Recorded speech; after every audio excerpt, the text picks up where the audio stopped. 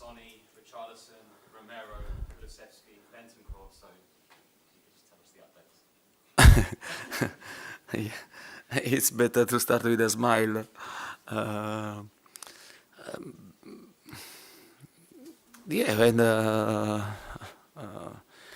we need to face this situation. I said also before, and we have to try to finish these 3 games in the best possible way. And before were 4 games, and we have these injuries, and I confirmed that Richarlison is not available for the game, and it's the same for Romero. And no, Bentancur is much better, and today is a part of training session. It was the same for Kulusevski today. He had a half training session with us. The problem that Lucas Moura is not he's having different phases, no, and for his pain in his tendons. Today was really bad, and he said me that he was really worried for this, but I asked him to try to be available. Because we need, and also Sonny, is having now a surgery.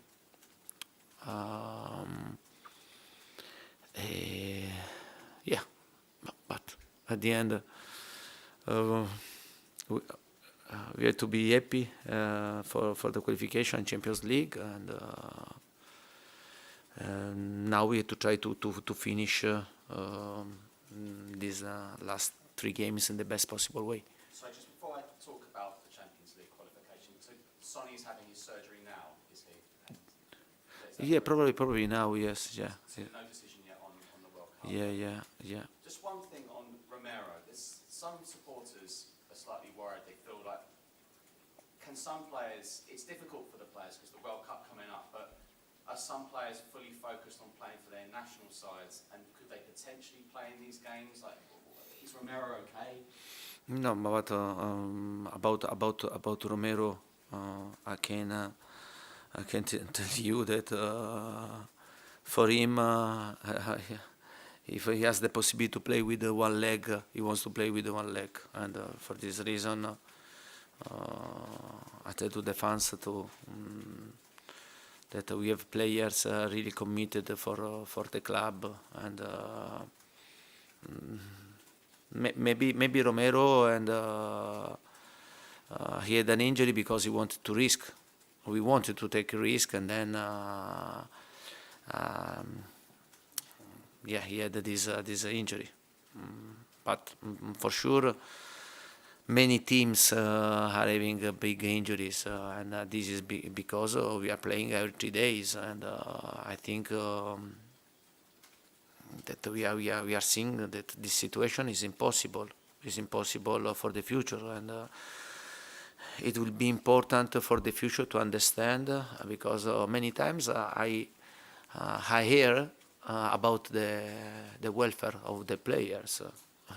But it's only a polite way to show that you are really interested in the welfare of the player, because then they are not really worried about the welfare of the players. If the schedule is this, and in every moment you show that the most important thing is the show must go on, and then please, in the future, I don't want to listen to hear to speak about the welfare of the player, because this is not true. Positive now. Happy anniversary. 1 year. Oh, thank you very much. Yeah. 1 year. 1 year. At Tottenham Hotspur. A year ago, you said to me, this club needs a lot of work. Yeah. 3rd in the Conference League. But I have a question for you. Do you see me older? After 1 year, yeah. And It's been a year. Oh, yeah. But top of the Champions League group.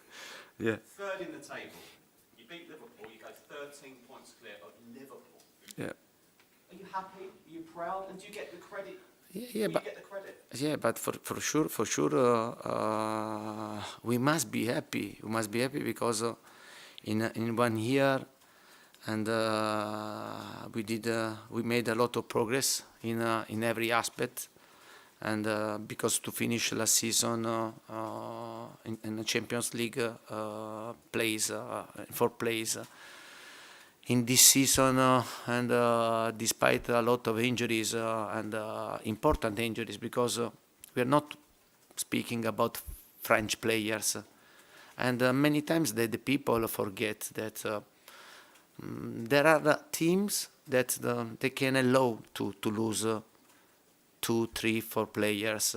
Other teams that you have to pay. You have to pay a lot when you have these big injuries of important players, and sometimes the people like to speak and only to speak, and they don't understand very well what mean to face this difficult situation, to play every 3 days with only 13, 14 players.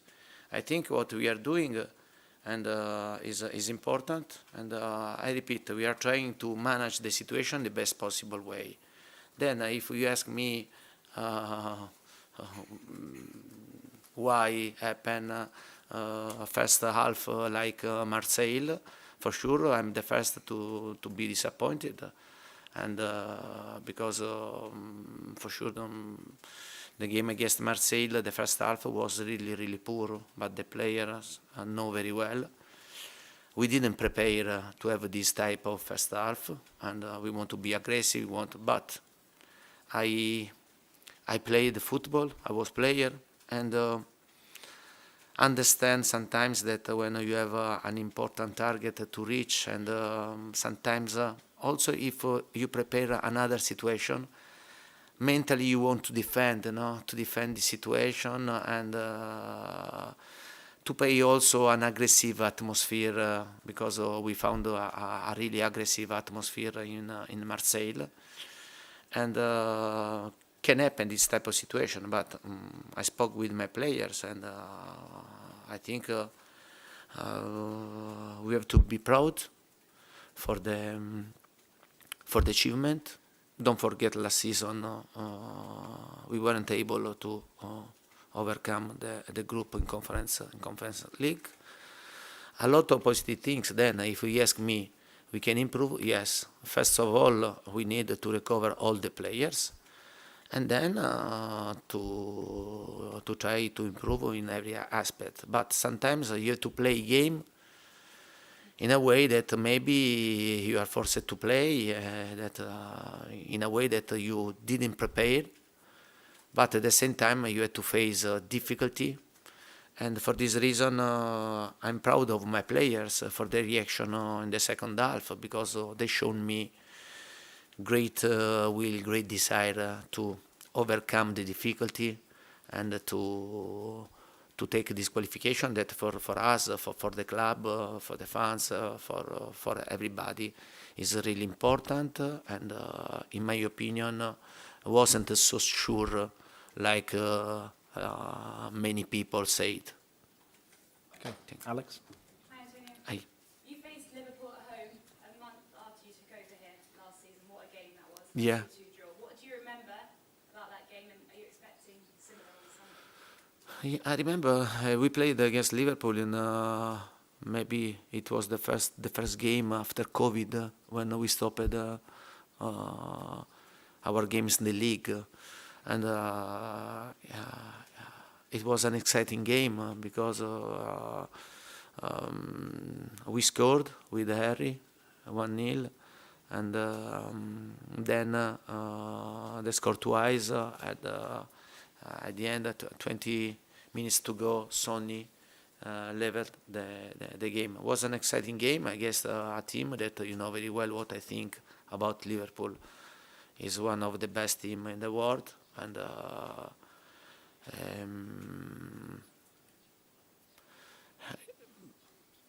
they're having a bit of difficulty in this season, and I'm surprised about this.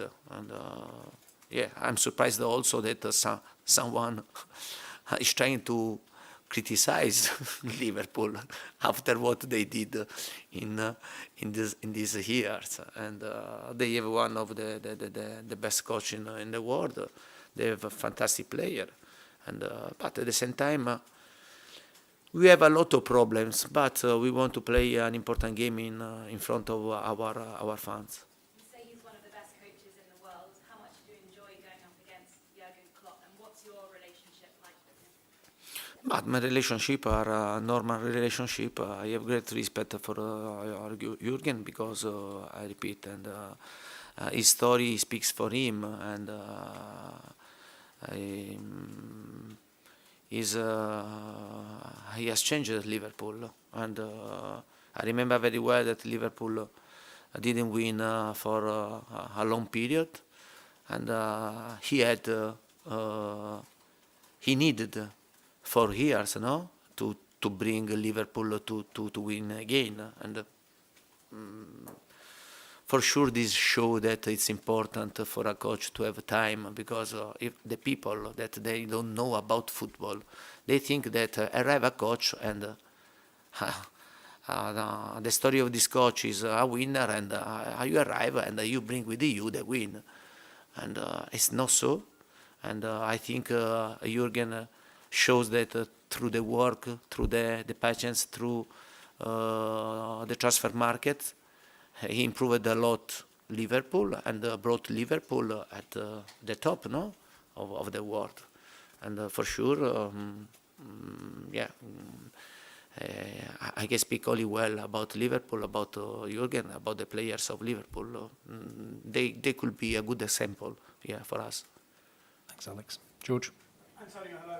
Jurgen Klopp has just done his press conference in Liverpool, and he said it's crazy that the World Cup starts a week after the last Premier League match. And with that in mind, do you agree with that?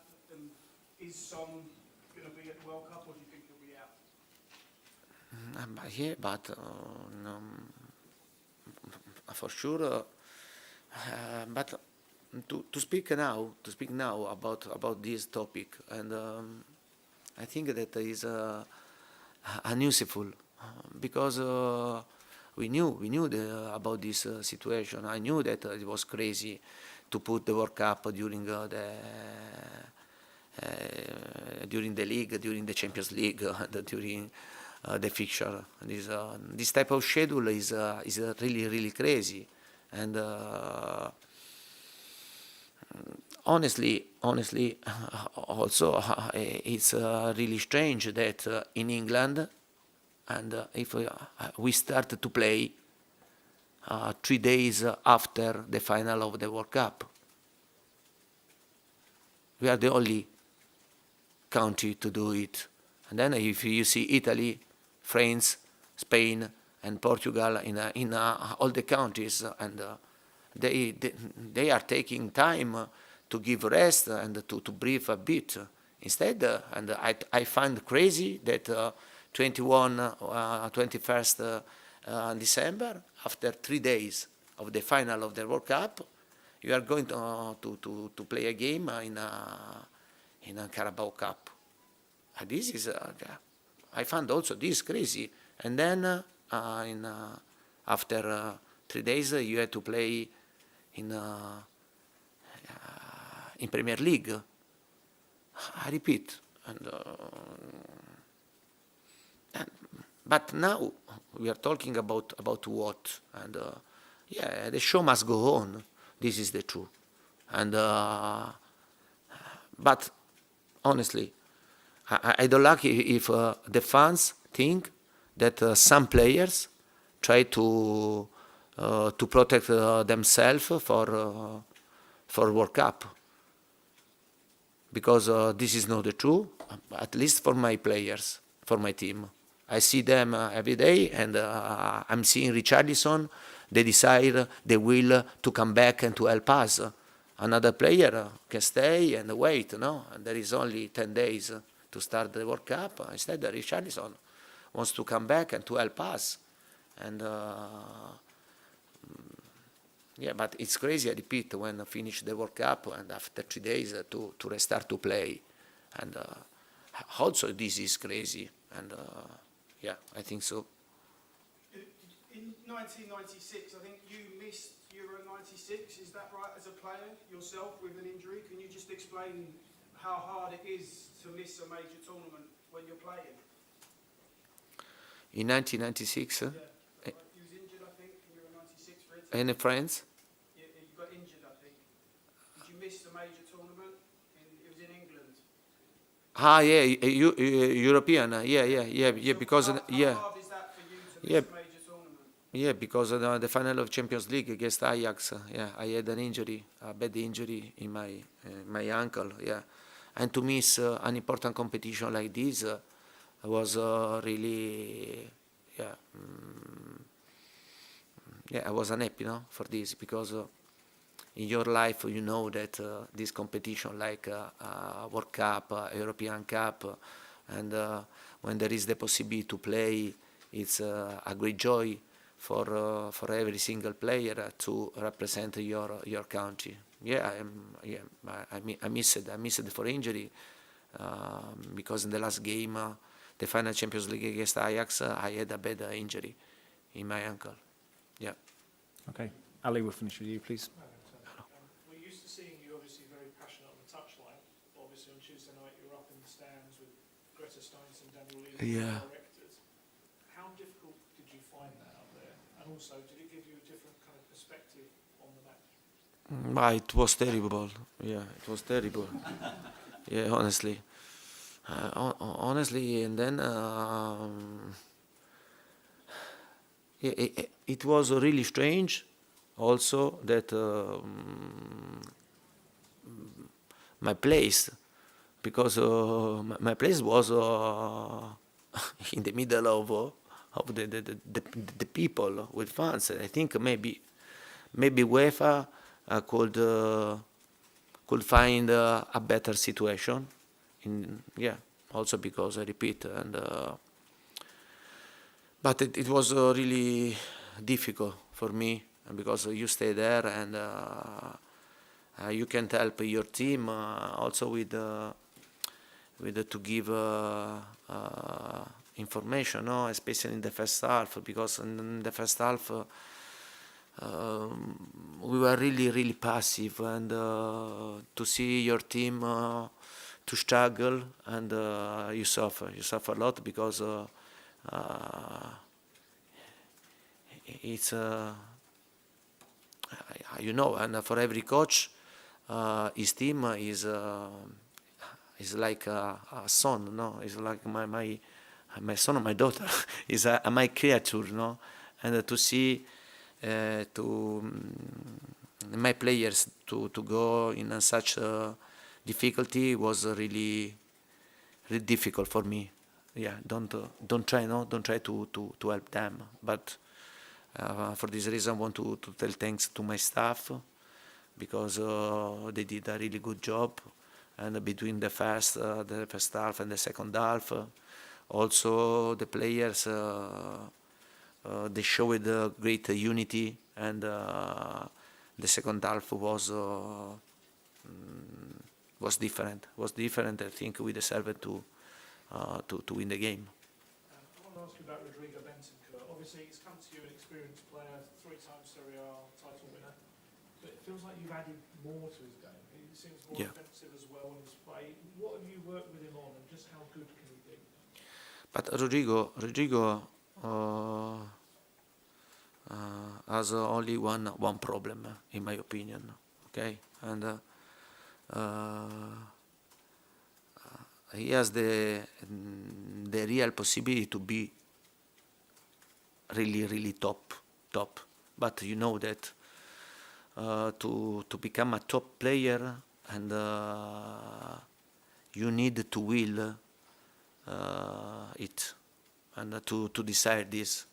You understand? Because in the last period, I think that Rodrigo is playing in an outstanding way, and is a player that is giving us a lot on the pitch, outside of the pitch, and we are talking about a player that is showing the possibility to be a really top midfielder in the world, one of the best midfielders in the world. But you know, to be a good player and the top, this is the difficulty. And when you are medium, to become good is not so difficult. But the difference is to become good, top.